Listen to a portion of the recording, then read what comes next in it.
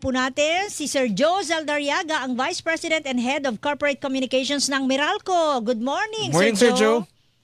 Hi, Tuesday at Christian, magandang linggo ng umaga sa inyo. Opo. Tama si Tuesday at Christian, tama ka rin. Dami ng tanong talaga.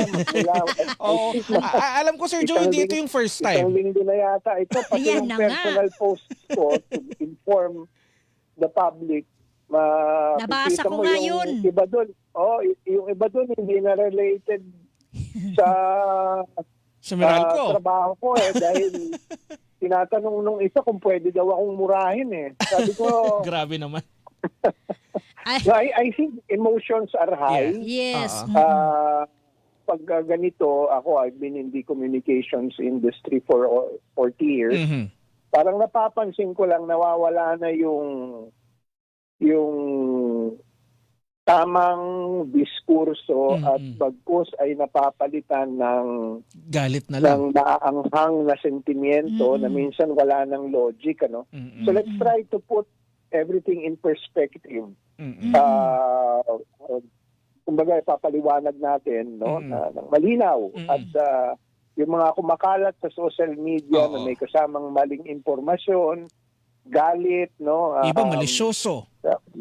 Sinusubukan ko naman talaga unawain, pero mas importante malaman natin ano yung katotohanan. So ito yung So totoo tinatawag na ba, fast Sir food Joe? charges. Ayun. Hello?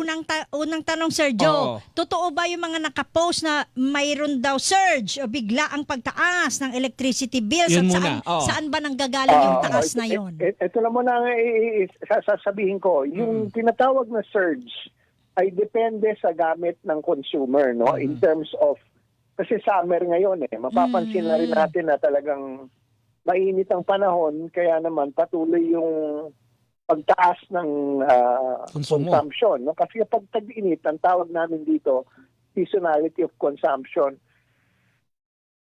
Init, mas matagal mong gagamitin yung mga appliances na makakatulong sa'yo para makaagapay ka. Aircon, electric fan, tapos mas madalas mong buksan yung ref para uminom ng tubig. So in fact, based sa pinakahuling data namin, nasa 20 to 33% ang tinataas ng konsumo sa kuryente kapag panahon ng tag-init. So trend na talaga to, Sir Joe, taon-taon. Yes, cyclical yan, Christian Tapos, bali papasok March, April, May, June, may ilang, I think a week or two of July, tapos bababa na yan, hanggang kaya yung volume of complaints namin, when we trace it, when we analyze it, ang Bumaba taas rin. talaga pag summer months. Dahil Dala siguro, ng init. kung dating Tapos, number 1 ng electric fan mo, ngayon number 3 na. Oo. It's really usage, It's really usage kung paano. Pero yung iba nga, di ba, may mga nagsasabi nga, mag-aircon ako kaysa naman magkasakit ako. May mga ganung din na comments because really, pag mainit ang panahon, asahan mo, tataas yung consumption mo. It's already a given. Now, it's a matter of how do we manage o paano natin i-manage yung ating consumption. So dyan papasok yung energy efficiency. Yung let's make sure yung mga household appliances natin, lalo yung aircon, nasa maayos na kondisyon, Yes. malinis, wag bukas sara yung ref. Kung sakali, check natin yung gasket, baka sumisingaw na. Tapos yung ibang mga appliances natin, plancha, baka pwede once a week na lang. Instead of 2 or 3 times. Yung those small things, pag pinagsama-sama mo, kahit pa paano makakatulong yon sa cost o bayad mo every month. Plus, nagkataon ngayong buwan, tumaas ng April, 53 centavos per kilowatt hour dahil sa increase ng generation charge, particularly yung mga gas plants. Tumaas yung presyo ng gas plants. So, ito pinagkukunan natin ng supply. Nag-reflect sila ng increase kasi bumagsak din, ibig sabihin, bumaba din yung yung pera natin kumpara sa benchmark na US dollar. So, these factors, kumbaga, tumaas yung gen charge, tumaas yung konsumo, so talagang nakakita sila ng ganyan. Ngayon, bababayan by the time the rainy season comes in. Ayun. So, we just really need to keep informing the public about this. Ako talagang papaliwanag ko ng ipapaliwanag to, pero yun lang nga, pakiusap ko sa mga netizens, lalo dun sa akin social media page, no, nagpapaliwanag lang po ako. Wag mo kayong magagalit sa akin because I am just trying to explain. Yes.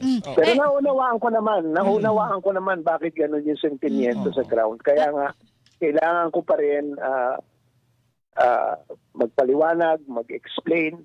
At nandito naman ako para magbigay ng information. Public service lang po, public service lang. Ay, Sir Joe, isa sa parte nung galit nila. Sabi Yung nga nila, charges. alam mo pagka ganitong mahal-mahal na yung kuryente, nagiging mabusisi ang publiko. Iniisa-isa na Yes. Ultimong sentimo. Dati Okay. kasi Sir Joe, pag paliwanag ko yan, no? pag natanggap Liwanag nila ko yung yan, bill ng- nila, ng mahinahon. pag natanggap nila yung bill nila dati, Sir Joe, wala na silang may mga pakialam. mandated na o nakasaad sa batas. Alinsunod sa umiiral na pulisiya at batas na kinokolekta ng distribution utilities at electric cooperatives mula Luzon hanggang Mindanao. Ibig sabihin, hindi lang po ito Meralco. Lahat po yan ng mga DU, private DU at saka mga electric co-ops. Ano po ito? Unang-una yung lifeline rate. Ang lifeline rate po, mapaliwanag ko lang, ay ang subsidiya na binibigay sa mga 4-piece, yung qualified 4-piece, at yung mga nakapagpakita ng local social welfare development office certification. Ito yung subsidy na ayon sa Republic Act 11552 o yung expanded lifeline rate law ay enacted, kung hindi ko nagkakamali, 2021. 2021. At equivalent ito sa 1 centavo per kilowatt hour na cross subsidy charge. No? Ibig sabihin, Tuesday, ikaw, Christian, ako, kung dahil subsidizing consumption tayo, merong bawas na per kilowatt hour na gamit natin na 1 centavo. So, ang 1 centavo na yan ay siyang nagsasubsidize dun sa mga mahihirap nating kababayan. Yun yung provision sa batas. Malinaw dito, Malinaw na Sir Joe, malinaw sa yun. Lifeline, ito ay utos ng batas noong 2021. Batas ito, Republic Act 11552. So malinaw tayo doon, Sir Joe, sa Lifeline. May tanong din sila, paano naman daw yung tawag dito, yung Senior citizen subsidy. subsidy? Oo. Doon Senior naman. citizens, okay. Sang-ayon sa Republic Act 9994 o yung Expanded Senior Citizens Act of 2010, merong subsidy na 5% discount ng mga senior citizens na ang konsumo hindi tataas sa 100 kilowatt hours a month. So, sang-ayon sa RA 9994, equivalent ito sa ngayon, ng 0.0001 per kilowatt hour ng mga customer. Kailan naman to sinimulan na? I think in my own analysis dito, Christian, at Tuesday, ang nakikita lang nila yung subsidy, but if they look at the absolute amount, hindi naman ito, ako sa akin, hindi ito ganun kalaki kumpara, for example, sa generation charge. Generation charge yan halos more than 60% ng cost ng Meralco.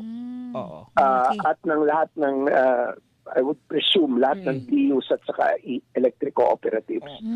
So, pag may impact every month, it's really the generation charge. Yun yung malaki. Yun ang talagang nagbibigay kung gagalaw yung electricity bill mo o hindi. The rest of the charges, kung anong distribution charge ng Meralco, hindi Yun po sa Meralco. gumagalaw yan. Ano na po, since 2015 at bumaba pa nga yan noong 2022. Oo. Kung hindi ako nagkakamali. Oo. Transmission, bagya, tumataas. Itong mga ito, sabi ko nga 1 centavo, yung isa 0.000 Sir Joe, may isa pa kasing concern bukod dun sa senior citizen, sa 4Ps, yung system loss. Ito tama ba yung mga jumper? Kasama ba dito 'yun? Ang system loss, meron niyang top na hanggang 6.5%. Pero ang Meralco is way below the cap. Bakit meron yan? Kasi dalawang components yan. Yung technical losses at yung tinatawag na pilferage. Yung technical o line losses, ang parang yellow yan eh. Di ba ang yellow, pag binili mo sa isang ice plant, bago yan mapunta sa isang restaurant, for example, meron ng portion na wawala during transit. Diba? Kunyari, binili mo ng 1 kilo, yung yellow. Pagdating niyan sa restaurant o kung saan man pupunta yan, 600 grams na lang.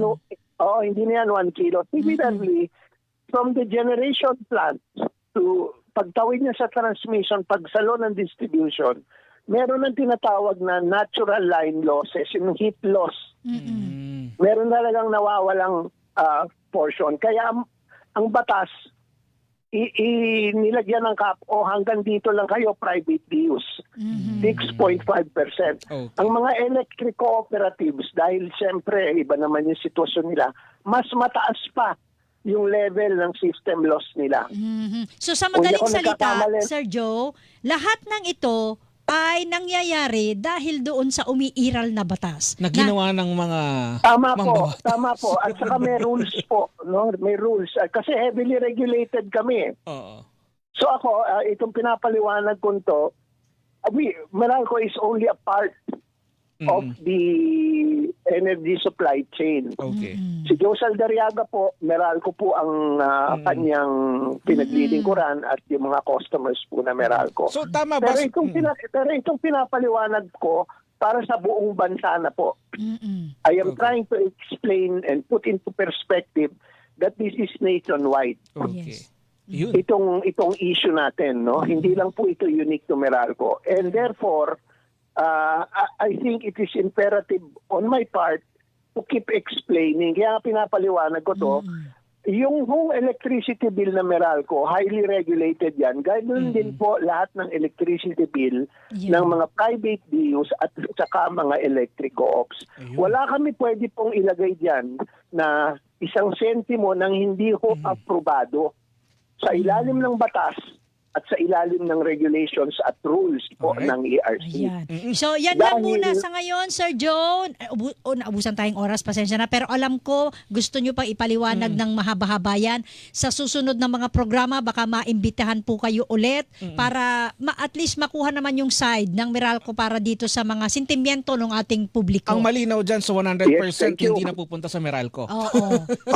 Tama Yeah. yun. O yan. With that, Salamat sa pagkakataon. Thank you, Sir Joe. Salamat po. At mga kapuso, Hilingan, walang pinoprotektahan.